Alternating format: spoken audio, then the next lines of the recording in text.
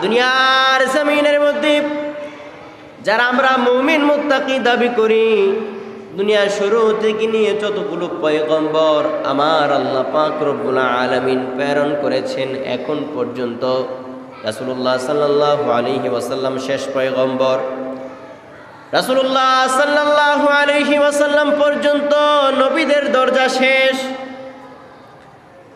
আমরা যারা মুমিন মুত্তাকি দাবি করি, আল্লাহ পাক রব্বুল আলামিনের মুমিন মুত্তাকি দাবি করে থাকি, আমাদেরকে আল্লাহ পাক রব্বুল আলামিন ডাক দিয়ে বলেন, তোমরা যদি মুমিন মুত্তাকি দাবি করো, আমি আল্লাহ পাক রব্বুল আলামিন তোমাকে কাইকে পরীক্ষা করে থাকবো। সুবহানাল্লাহ। আর এই পরীক্ষার মধ্যে যদি তুমি উত্তীর্ণ হয়ে যাও, দুনিয়া ও আখিরাত ইব্রাহিম আলাইহিস সালাতু ওয়াস সালামের মতো তোমাকে কামিয়াবি দান করব। বলেন সুবহানাল্লাহ। ফ্যানটি কমাই দিতে হবে, আইপিএস তো এটা কমাই দিচ্ছি, তাইলে কুলাবে না, ফ্যানটি কমাই দিতে। প্রিয় হাজিরিন, আমার দিকে মনোযোগ দেন। আল্লাহ পাক রব্বুল আলামিন ইব্রাহিম আলাইহিস সালাতু ওয়াস সালামকে কি পরীক্ষা করলেন?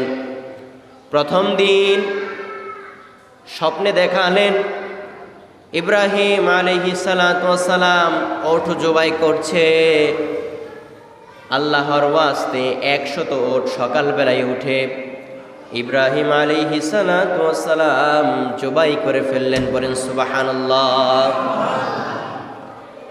দ্বিতীয় দিন আবার এরকম, রাত্রিবেলায় যে সময় ঘুমালেন, আল্লাহ পাক রব্বুল আলামিন আবার স্বপ্ন দেখালেন যে ইব্রাহিম কোরবানি করছে।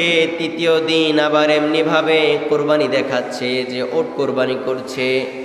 3 দিন 100 করে 300 ওট আল্লাহ পাক রব্বুল আলামিনের দরবারে আল্লাহ পাক রব্বুল আলামিনকে রাজি এবং খুশি করার জন্য জবাই করে দিয়েছেন। সুবহানাল্লাহ।